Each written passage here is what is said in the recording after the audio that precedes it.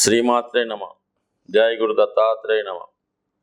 ఈ వీడియోలో మనం మార్చి 16వ తారీఖు నుంచి 31వ తారీఖు మధ్యలో జరగబోయే పక్ష ఫలితాలు తులారాశి వారికి ఏ విధంగా ఉండబోతున్నాయి అన్న విషయాన్ని మనం పరిశీలించే ప్రయత్నం చేద్దాం. తులారాశి అనగానే శుక్రుడు యొక్క స్థితిని బట్టి ఈ రాశి వారి యొక్క ఫలితాలు ఆధారపడడం జరుగుతుంటుంది. ముఖ్యంగా ఈ రాశిలో ఉన్నటువంటి వారు ప్రజా సంబంధించిన కార్యక్రమాల్లో అంటే ఎక్కువ ప్రజాసేవ, 10 మందికి ఎంటర్టైన్మెంట్ కలిగించే విధంగా సినిమా రంగం, టీవీ రంగం ఏదైనా ఒక కొత్తగా ప్రజెంట్ చేద్దామనే ఆలోచనలో ఉంటారు. అయితే లగ్నాధిపతిగా ఉన్నటువంటి శుక్రుడు కళలకు కారణం అవడం వల్ల ఏదో ఒక రంగంలో వీళ్ళ ప్రఖ్యాతి వహించడం జరుగుతుంటుంది. అటువంటి శుక్రుడు మరి పక్ష ప్రారంభంలో పంచమ స్థానంలో సంచరిస్తున్నాడు. సో ఇది ఒక విధంగా ఈ రాశిలో ఉన్నవారి యొక్క ప్రతిభకు తగిన గుర్తింపు రావడం, వాళ్ళు ఎన్నాళ్ళలో బట్టు ఎదురు చూస్తున్నటువంటి అవకాశాలు ఈ సమయంలో మీకు రావడం, అలాగే కొత్తగా మీరు చేద్దామనుకున్న వాటికి మంచి ప్రోత్సాహం లభించడం జరుగుతుంది. అంటే మీ మనసులో ఏదైతే అనుకుంటున్నారో, చాలా కాలంగా ఏదైతే చేద్దాం అనుకుంటున్నారో అది ఈ సమయంలో మీకు మనోవాంఛ ఫలసిద్ధిరస్తని మీరు మీ మనసులో ఉన్న కోరిక నెరవేరే అవకాశం ఉంది. అటువంటి శుక్రుడు శని గ్రహంతో కలిసి ఉండడం వల్ల ముఖ్యంగా ఈ రాశిలో ఉన్నటువంటి స్త్రీలకి నూతన ఉద్యోగ అవకాశాలు రావడం జరుగుతూ ఉంటుంది. అలాగే వాళ్ళకి అటు వివాహ సంబంధించిన విషయాల్లో కానీ, సంతానానికి సంబంధించిన విషయాల్లో కానీ ఒక శుభవార్త లాంటిది వినే అవకాశం ఉన్నది. అలాగే విదేశంలో ఉన్నటువంటి స్త్రీలకి ఎక్కువ వివాహ ప్రయత్నాలు ఫలించే అవకాశాలు కూడా, కానీ ఉద్యోగపరంగా వాళ్ళు ఎదురు చూస్తున్నటువంటి ఫలితాలు కానీ ఈ సమయంలో మీకు లభించే అవకాశం ఉన్నది. సో ఏదైనా శుక్రుడు చాలా అనుకూలంగా ఉండడం, అలాగే శుక్రుడు తన మిత్రుడైనటువంటి శనితో కలిసి ఉండడం ఏదైనా ఈ జాతకులకి వృత్తిలో తగిన గుర్తింపు రావడం, అలాగే వృత్తిపరంగా మారదాం అనుకున్న వాళ్ళకి కూడా ఒక మంచి అనుకూలమైన మార్పు వచ్చే అవకాశం ఉంది.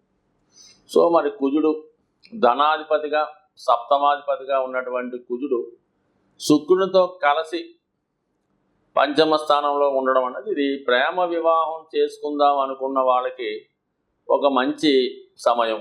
ఎంతకాలంగా మీ మనసులో ఎవరితోనైతే చెప్దాం అనుకుంటున్నారో ఈ సమయంలో వారితో మీ యొక్క విషయాన్ని, మీ మనసులో ఉన్న విషయాన్ని, ప్రేమించిన విషయాన్ని, పెళ్లి చేసుకుందామనే విషయాన్ని చెప్పడం వల్ల అది చాలా వరకు సఫలీకృతమయ్యే అవకాశం ఉంది. సో దానికి పెద్దల అంగీకారం కూడా జరిగే అవకాశం ఉన్నది. సో ఏదైనా పెద్దల అంగీకారంతో మీ యొక్క ప్రేమ ఒక కొలిక్కి రావడం జరిగే అవకాశం ఉన్నది. సో ఏదైనా ఇది ఒక మంచి అనుకూలమైన సమయం.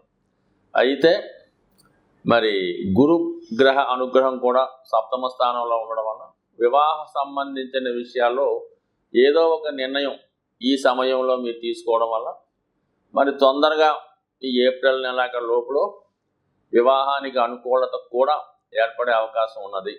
సో ఇది ఈ విధంగా ఈ గ్రహాల స్థితి మీకు అనుకూలంగా ఉన్నది. మరి ముఖ్యంగా మరొక మేజర్ ప్లానెట్ అయినటువంటి సూర్య భగవానుడు మరి 6వ స్థానంలోకి ప్రవేశించడం జరిగింది. ఇంచుమించుగా 16వ తారీఖు మార్చి నుంచి నెల రోజుల పాటు మీకు అదే స్థానంలో సంచరించడం జరుగుతూ ఉంటుంది. సో రవికి 6వ స్థానం అన్నది చాలా అద్భుతమైనటువంటి స్థానం. అంటే ఇది అధికారులు మీకు సహకరిస్తారు, ప్రభుత్వ కార్యాలయాల్లో మీకు జరగవలసిన పనులు సావకాశంగా జరుగుతాయి, శత్రువులపై విజయాన్ని సాధించే అవకాశం ఉన్నది. అలాగే ప్రభుత్వ ఉద్యోగ ప్రయత్నాలు చేస్తున్న వారికి కానీ, ప్రభుత్వ పదవి ఆశిస్తున్న వారికి కానీ, ప్రభుత్వ ఉద్యోగం కొరకు ప్రయత్నం చేస్తున్న వారికి కానీ రవి కంపల్సరీగా ఇంటర్వ్యూలో సక్సెస్ అయ్యే విధంగా సహకరించడం జరుగుతుంది. సో ఇక భాగ్యాధిపతి, లాభాధిపతి కలిసి ఉన్నారు. ఇది ఒక విధంగా ధనయోగం జరుగుతూ ఉంటుంది. అంటే మీకు ప్రభుత్వం ద్వారా ఏమైనా పథకాలు కానీ, రుణ ప్రయత్నాలు కానీ ప్రయత్నం చేస్తున్నా, విద్యార్థులకు స్కాలర్షిప్ లాంటివి కానీ, ఉన్నత విద్య కొరకు బ్యాంక్ రుణాలు కానీ ఈ సమయంలో లభించడం కూడా జరుగుతుంది. అక్కడ ఉన్నటువంటి రాహు 6వ స్థానంలో ఉన్నటువంటి పాపగ్రహాలు 100% మరి జాతకుడికి అనుకూలమైన ఫలితాలు ఇవ్వడం జరుగుతూ ఉంటుంది. ఇది కూడా మీకు అనుకూలంగా ఉంది. అంటే 5వ స్థానం బాగుంది, 6వ స్థానం కూడా బాగుంది. 5వ స్థానం అనేది మీ సంకల్పం అయితే 6వ స్థానం అనేది మీ విజయస్థానం, రెండు ఓకే. దానికి సప్తమంలో గురుబలం కూడా అనుకూలించడం వల్ల చాలా వరకు మరి ఈ నెలలో ముఖ్యమైనటువంటి సంబంధించిన వ్యవహారాల్లో ఈ యొక్క అనుకూలత ఏర్పడే అవకాశం ఉంది. కేతువు 12వ స్థానంలో సంచరించినప్పుడు చాలా వరకు మనీ వేస్ట్ అవుతూ ఉంటుంది. అనవసరమైన వ్యయం చేయడం, అది ఖర్చు పెట్టిన తర్వాత అనవసరంగా ఖర్చు పెట్టామని బాధపడడం కూడా జరుగుతూ ఉంటుంది. అయితే గత జన్మలో మీరు రుణపడిన వాళ్ళు ఎవరైనా ఉంటే ఈ సమయంలో మీరు వారి రుణాన్ని మీరు తీర్చుకోవడం జరుగుతూ ఉంటుంది. అది మీరు ఎవరికన్నా అపరిచితుడికో, చాలా కాలంగా ఎప్పుడో పరిచయమైన వాడికో సడన్గా అతను మిమ్మల్ని సంప్రదించి ఏ ధనం అప్పడగడం, లేదంటే ఏదన్నా వస్తువు మీ దగ్గర నుంచి తీసుకెళ్ళడం, లేదు మీ దగ్గర ఉన్నటువంటి ఏదన్నా విలువైన వస్తువులు లాంటివి మిస్ అవ్వడమో పోవడమో, లేదంటే మీరు ప్రయాణంలో కానీ ఏదైనా మార్గంలో కానీ ఏదైనా ధనాన్ని పోగొట్టుకోవడం జరిగే సూచనలు ఉన్నాయి. కాబట్టి సో ఏదైనా కొంత విలువైన వస్తువులు జాగ్రత్త పెట్టుకోవడం మంచిది. సో ఈ విధంగా అవి మనకి చేజారే సూచనలు కూడా ఉన్నాయి. బట్ ఏదైనా తులారాశి వారికి మరి ఈ శుక్ర శనిల కలయిక ఈ రాశిలో ఉన్నటువంటి స్త్రీలకు చాలా మంచి అవకాశాన్ని ఇవ్వడం జరుగుతూ ఉంటుంది. సో కంపల్సరీగా ఉద్యోగ ప్రయత్నాలు కానీ సంతానం కొరకు చేసే ప్రయత్నాలు 100% ఫలిస్తాయి. ఎవరి జన్మ జాతకంలో, ముఖ్యంగా తులాలగ్న జాతకంలో జన్మించినటువంటి స్త్రీలకి వారి యొక్క జన్మ జాతకంలో శుక్రుడు శని కలిసి ఉంటే వాళ్ళు కంపల్సరీగా ఉద్యోగస్తులై ఉంటారు. లేదా ఏదో ఒక సంస్థకి యాజమాన్యం వహించడం కానీ, సొంతంగా ధనం సంపాదించడం కానీ జాతకంలో ఉన్నటువంటి ధనయోగాలు బట్టి ఏర్పడడం జరుగుతూ ఉంటాయి. వైవాహిక జీవితంలో కూడా వీళ్ళ పెత్తనం, అంటే భర్తపై భార్య పెత్తనం జరుగుతూ ఉంటుంది. దానికి భర్త గారు కూడా అంగీకరించి సో ఏదైనా అటు వివాహ విషయంలోనూ ఆర్థిక విషయాల్లో కూడా అనుకూలంగా ఉంటుంది. కాబట్టి బట్ ఏదైనా ఈ రాశి జాతకులు శుక్రగ్రహ అనుగ్రహం కోసం కనకదార స్తోత్ర పారాయణ చేయడం కానీ, ప్రతినిత్యం లక్ష్మీ అమ్మవారిని ఆరాధించడం వల్ల నిత్యం ఐశ్వర్యంతో ఉంటారని ఆశిస్తూ, సాధారణంగా ఈ గోచార ఫలితాలని ఫాలో అవుతున్న వాళ్ళు కొన్ని సందర్భాల్లో ఈ గ్రహాల యొక్క స్థితిరీత్యా కొన్ని రాజయోగాలు ఏర్పడుతుంటాయి, కొన్ని పాపయోగాలు ఏర్పడుతుంటాయి, కొన్ని సర్పయోగాలని, పితృదోషాలని ఏర్పడుతూ ఉంటాయి.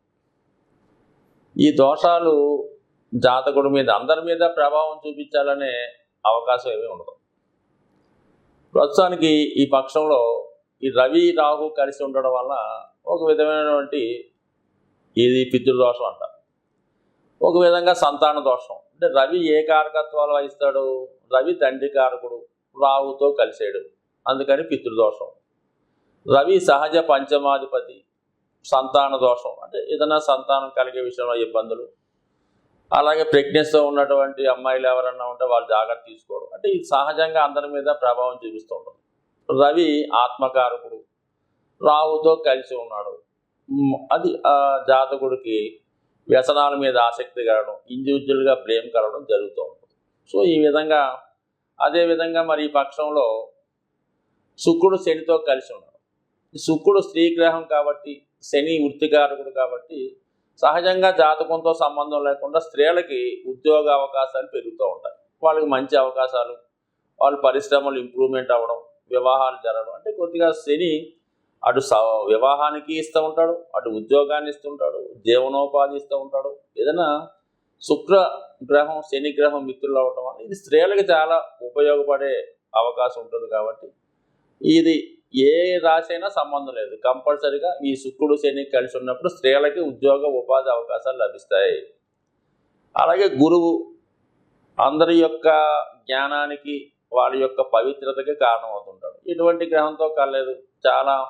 అందరూ చాలా నిజాయితీగా నియమంగా ఉంటారు, దైవాన్ని పూజిస్తూ ఉంటారు.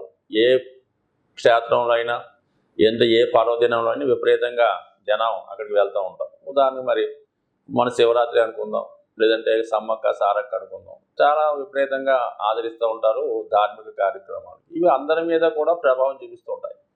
సో అలాగే వ్యక్తిగతంగా జాతకుడు నడిచే తీరుని బట్టి కూడా ఉంటుంది. ఒక్కొక్క జాతకుడికి రాహు మహాదశ నడుస్తూ ఉంటుంది, వాడి జీవితం ఒకలా నడుస్తుంటుంది. గోచారం వచ్చినా కూడా అది ఆ యాంగిల్లో వెళ్తుంటుంది. గురు మహాదశ నడుస్తుంటే వాడు ఎంతసేపు కూడా ఆ యాంగిల్లో మంచి కార్యక్రమాలు నడుస్తుంటుంది. దశ ఇంపార్టెంట్, గోచారం ఇంపార్టెంట్, జాతకుడు ఉన్నటువంటి ప్రాంతం కూడా జాతకుడి మీద ప్రభావం చూపిస్తూ ఉంటుంది. సో సిటీలో ఉన్న వాళ్ళకి ఒకలా ఉంటుంది, పల్లెటూరులో ఉన్న వాళ్ళకి ఒకలా ఉంటుంది. సో అదే సిటీలో ఒక 20 సంవత్సరాలు, ఒక 23 సంవత్సరాలు, 10 సంవత్సరాల అబ్బాయి ఉంటే వాడు ఏదో ఒక ఉపాధి అవకాశం, ఏదో ఉద్యోగం లభిస్తూ ఉంటుంది హైదరాబాద్లో. అయితే అదే ఏ మారుమూల పల్లెటూరులో ఇటువంటి అబ్బాయిలకి సాధారణంగా అక్కడ ఎటువంటి ఉపాధి అవకాశాలు ఉండవు. వాళ్ళు ఏదో వ్యవసాయం చేసుకునే అవకాశం ఉంటుంది. సో ఈ విధంగా దేశకాల మాన పరిస్థితులను బట్టి, జాతకుడికి జరుగుతున్నటువంటి దశలను బట్టి గోచారం ఆధారపడి ఉంటుంది తప్ప ఇది గోచారం అందరికీ మంచి చేయదు, అందరికీ చెడు చేయదు. దీన్ని ఏదో నామినల్గా తీసుకుంటే మంచిది తప్ప దీన్నే విపరీతంగా తీసుకొని మీకు అనుకూలంగా జరిగినప్పుడు ఒకలాగా, వ్యతిరేకంగా జరిగినప్పుడు ఇంకోలాగా ప్రవర్తించడం కూడా మంచి విషయం కాదు. స్వస్తి.